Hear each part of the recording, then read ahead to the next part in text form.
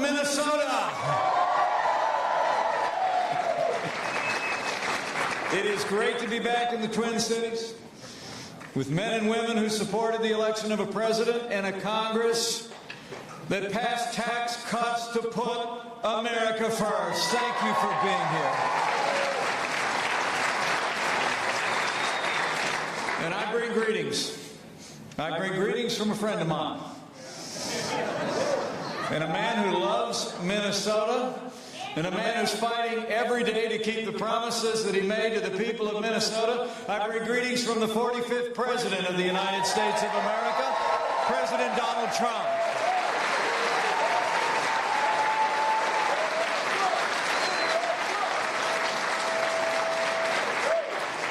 And I want to say thanks to a few folks you've already heard from today. First and foremost, thank you to Congressman Eric Paulson. Thank you for his leadership. Thanks for those overly generous words in your introduction. And thank you for your tireless efforts. And Congressman Paulson works on the Ways and Means Committee, and he worked to pass these tax cuts into law. And I want to tell the people of Minnesota, Congressman Paulson has been fighting every day, shoulder to shoulder with President Trump to make good on all the promises that we made to the people of Minnesota, and we couldn't be more grateful. And with us today, as you may know, are two more friends of mine, great members of Congress, fellow conservatives who actually, like me, started their careers in radio. They're strong allies of our president. In the House of Representatives, join me in thanking Congressman Jason Lewis and Congressman Tom Emmer.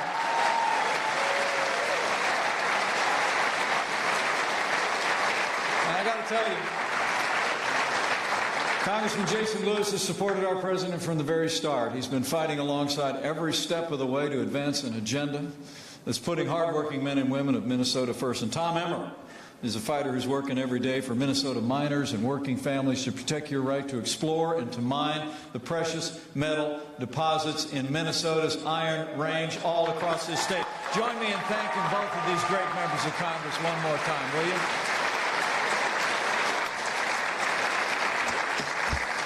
I'm also honored to be joined today by a great leader who's long been a champion of American prosperity. He's actually traveling with me today. He's been fighting for American jobs and American workers and making incredible progress. Join me in thanking Secretary of Commerce Wilbur Ross, who joins us in Minnesota today. And lastly, let me just take a moment to say thanks to our host today. It's an organization that's promoting the policies that are making a real difference in the life of businesses and families all across Minnesota. Let's say thanks to America First Policies for bringing us all together.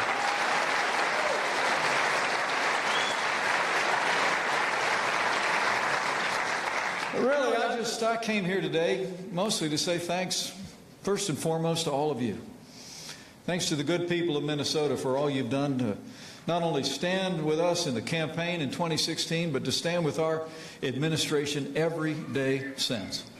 Because of your support, I'm here to tell you, you look over the last year and a few months, it's been a year of action, a year of results. It's been a year of promises made and promises kept.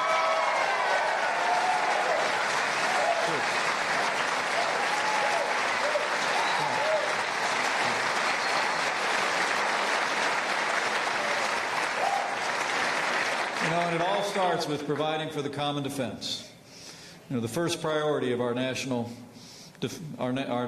government has been since our nation's inception. It's the protection of the American people. And I'm proud to say Minnesota is home to many great American patriots serving in the armed forces of the United States of America. And we couldn't be more proud.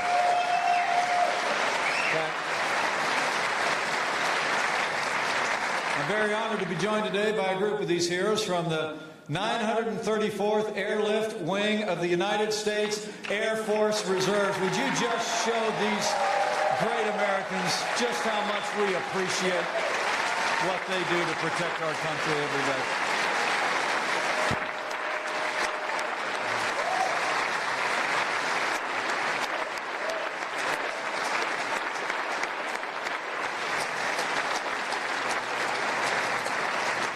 Now, I'm pleased to report to these heroes and to all of you gathered here today, President Trump promised to rebuild our military and restore the arsenal of democracy. And 5 days ago, he did just that when he signed the largest investment in our national defense since the days of Ronald Reagan. In fact, the Commander-in-Chief just gave our troops the biggest pay raise in nearly 10 years. And under President Trump, the era of budget cuts of our armed forces is over.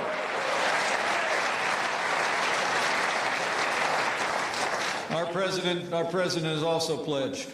He's also pledged to stand with those who served in the uniform of the United States. If you're able to stand, would you mind, if you've served in one of the armed forces of this country, would you just mind standing on your feet and giving us one more chance to say thank you for your service?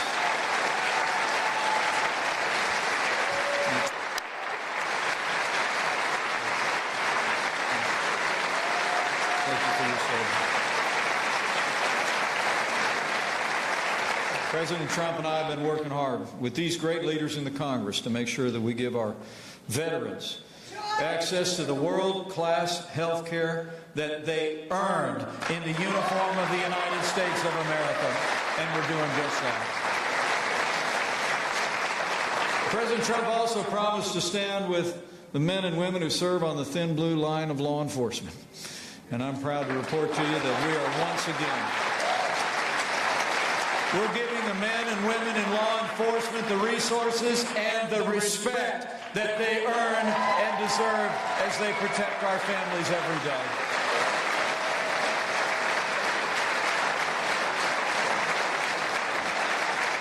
Our president promised to secure our borders, enforce our laws for the citizens of this country, and I'm pleased to report to you illegal crossings at our southern border have been cut by nearly 50%. And just last week, President Trump signed into law $1.6 billion of border wall funding that will provide nearly 100 miles of border wall. And when it comes to the wall, make no mistake about it, we're going to build it all.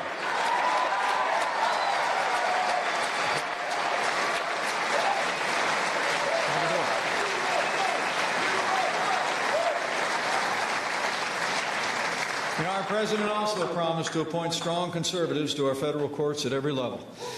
We've been busy doing just that. The president appointed Justice Neil Gorsuch to the Supreme Court of the United States. And last year, he set a record for the most Court of Appeal judges confirmed in a single year for any administration in American history. And they're conservatives all.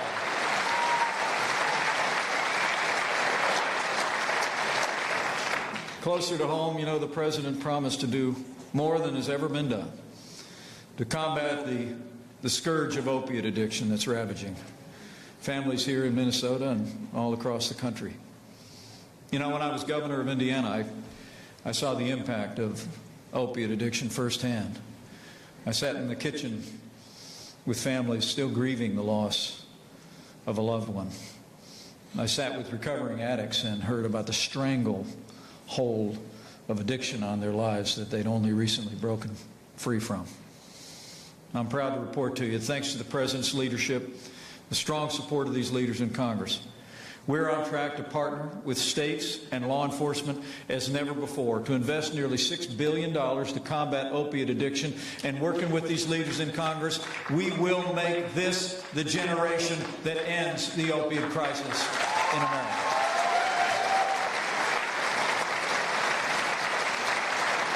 Finally,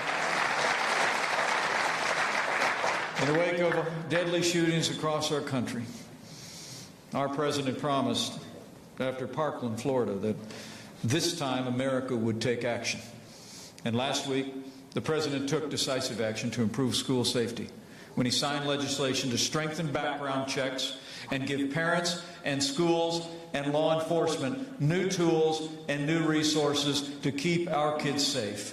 Because no child should ever be in danger in an American school, and we will continue to make school safety the top national priority of this administration.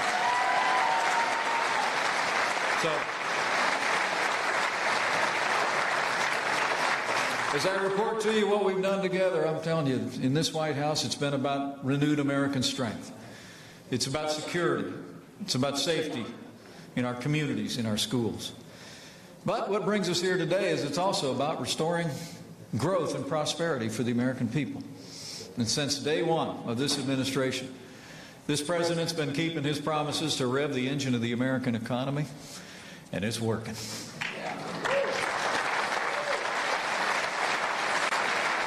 The president promised to roll back the heavy hand of government. Some of you may remember back on the campaign trail, the president promised to repeal 2 federal regulations for every new federal rule put on the books.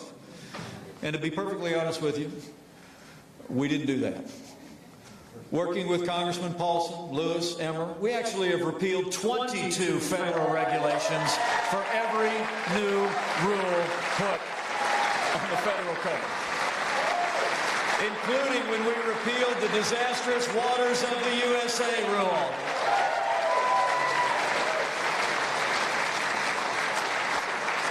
We promised to unleash American energy. And early on in this administration, we approved the Keystone and Dakota pipelines. We rolled back the Clean Power Plan. And President Trump put America first when he withdrew the United States from the job-killing Paris Climate Accord.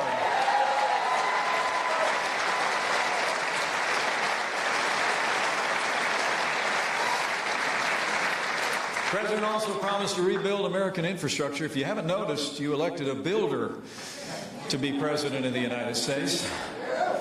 And just last week, we got a down payment with the support of these members of Congress, $21 billion for our plan to give Minnesota and America the best roads and bridges and best future we've ever had. But in the midst of it all, the president's been working to put America first. I'm pleased to report to you, this president's been fighting every day for free and fair and reciprocal trade. He's been holding our trading partners accountable for agreements. We've been renegotiating deals. I'm pleased to report to you we're making great progress on NAFTA, and just yesterday the White House announced we have reached an agreement in principle on a renegotiated free trade agreement with South Korea that will put American jobs and American workers first.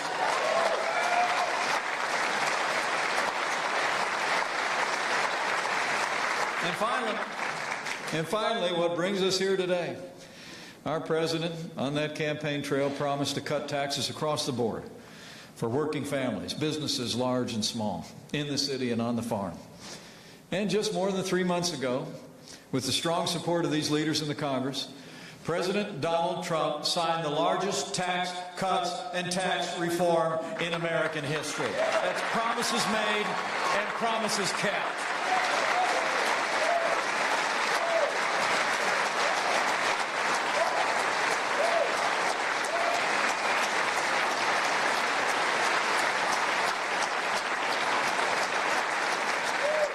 It's amazing to think we're just 1 year into this administration, and frankly, for all that I've just reported to you, all the progress that we've made together, with the strong support of these members of Congress you've heard from today and heard about today, the results have been nothing short of remarkable.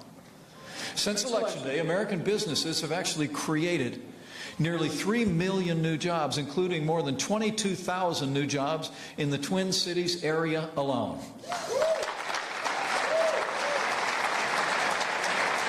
The unemployment rate in this country hasn't been this low in 17 years, and in 2017, unemployment in the Minneapolis area fell by nearly 20%.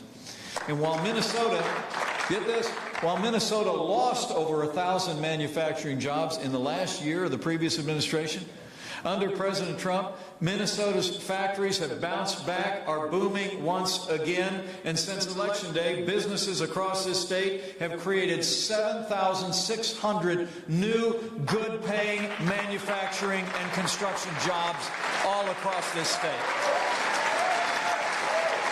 It's just 14 months.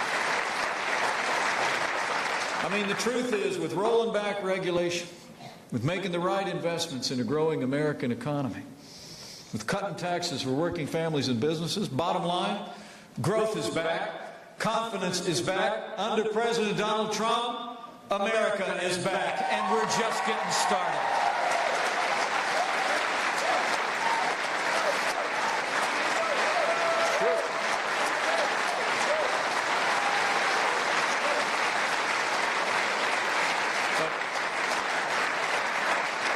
I work with him every day, and I can tell you, for all I just reported to you, that's what this president calls a good start. He is relentless. And the truth is, we believe the best days for American growth are yet to come, because the truth is, most of the tax cuts are just starting to make a difference.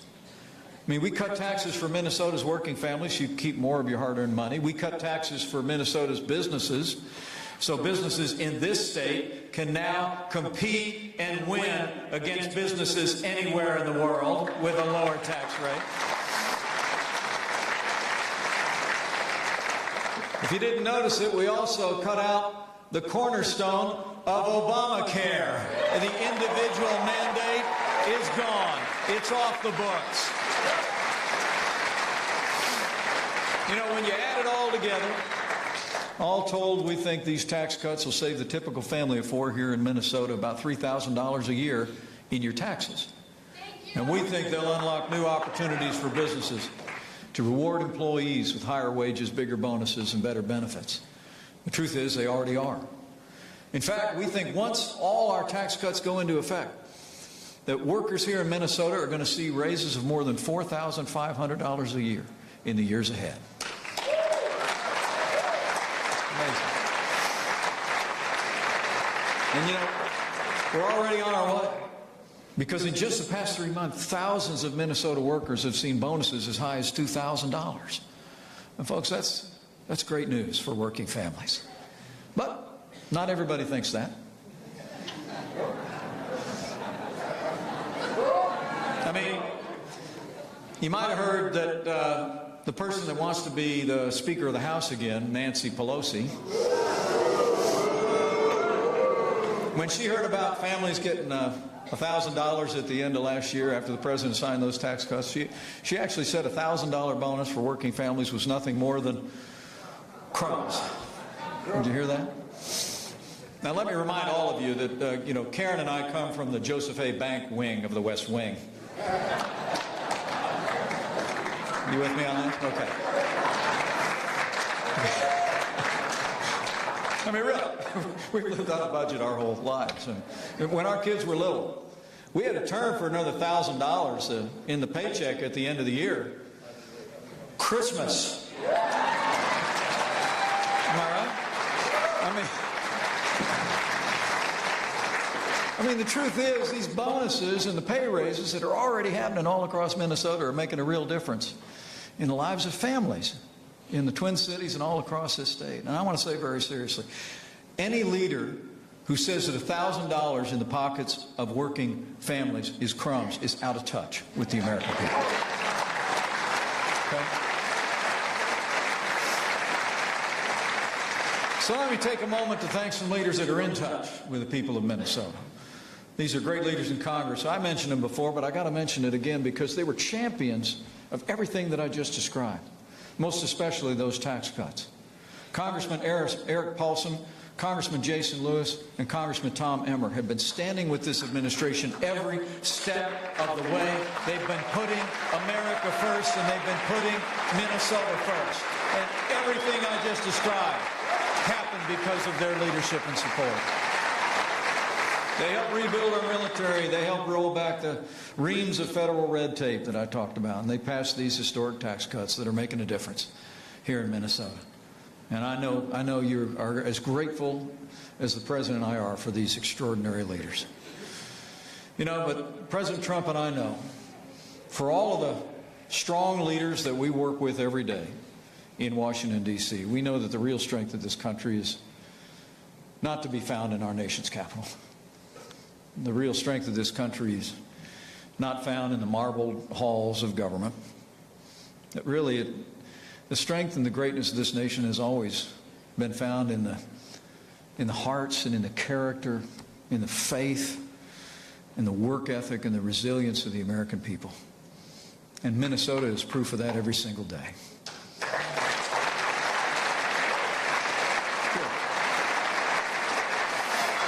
mean, the hardworking people of Minnesota have always embodied the American spirit. From the pioneers who carved a home out of the wilderness to the patriots who were the first to volunteer to fight for freedom in our nation's Civil War, to the innovators of every new generation who carried this great state onward and upward. Minnesota has long been and is today America's star of the North.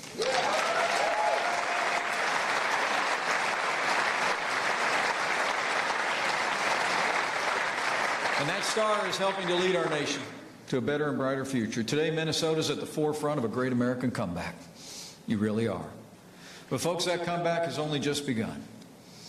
And I came here today not just to say thanks, not just to give you a report, but also to tell you that we need your continued support to move the President's agenda forward.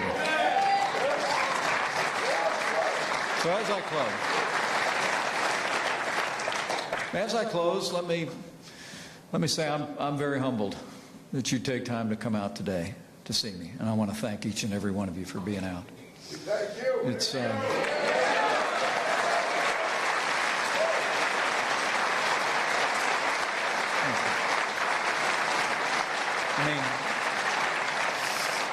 I'm just a small town boy from southern Indiana, and I dreamed one day of maybe representing my hometown in the Congress. I had the opportunity to serve my state as governor, but I never imagined this grandson of an immigrant would have the opportunity to stand before you as Vice President of the United States of America. And I thank you for your support. I thank you.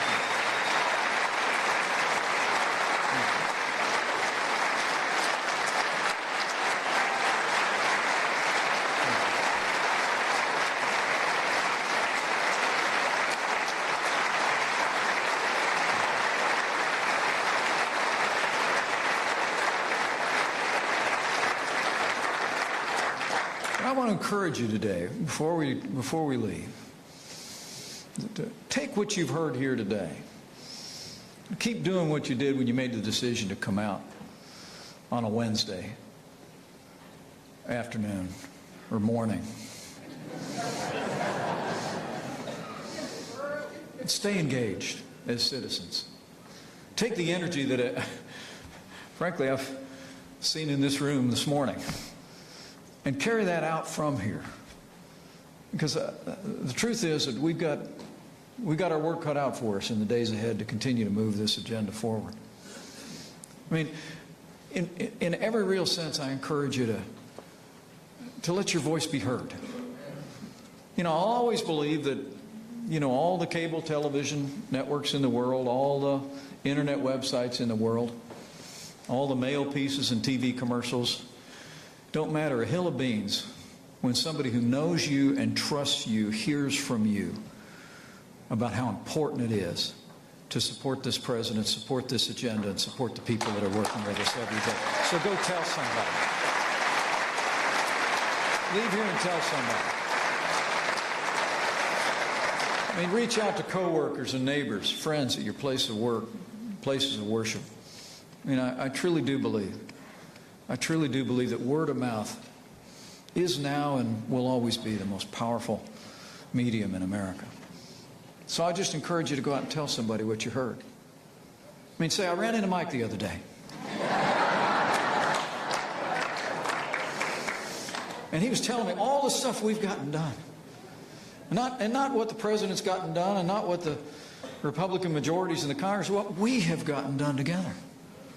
And the people who are gathered in this room, people all across Minnesota and across America, stood with this president, stood with these great leaders, and gave us a government that could, in every real sense, turn this country back in the direction of what's always made this country safe and prosperous and strong. So go tell the story of what's happening in America among your families and your friends and your loved ones. Tell them, what they're not hearing on most of their cable television networks. Tell them about these great congressional leaders, how important it is that we see them continue to have the opportunity to serve and to lead. Tell them what we've accomplished, and tell them about the difference that it's making here in Minnesota and all across the country. I mean, tell them we cut their taxes so they can keep more of what they earn. Tell them we're restoring American strength at home and abroad, standing with our allies, standing up to our enemies. And tell them we're once again taking the steps necessary to protect our families in new and in renewed ways. In a word, tell them we're putting Washington back to work for them, not the other way around. Tell them President Donald Trump, under this administration, the forgotten men and women of America are forgotten no more. You go tell them that when you leave here today. It is true. You tell them that. It's true. And there's one more thing I might encourage you to do if you're of a mind. In these challenging times, where there seems to be widening threats abroad and too much division here at home, if you're inclined from time to time to bow the head and bend the knee and pray for America, I encourage you to do it. I truly do.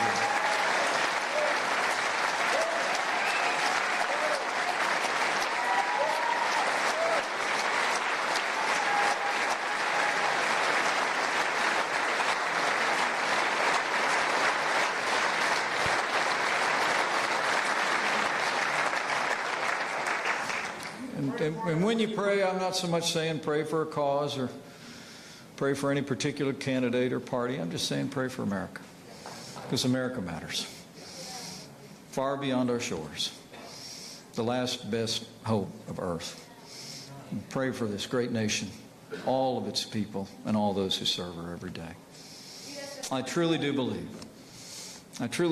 if you continue to do that, if you continue to support this agenda going forward with your time and your voice and in every way as good citizens, with these great leaders in the Congress that we've talked about today, with President Donald Trump in the White House, and with God's help, I know we will make America prosperous again.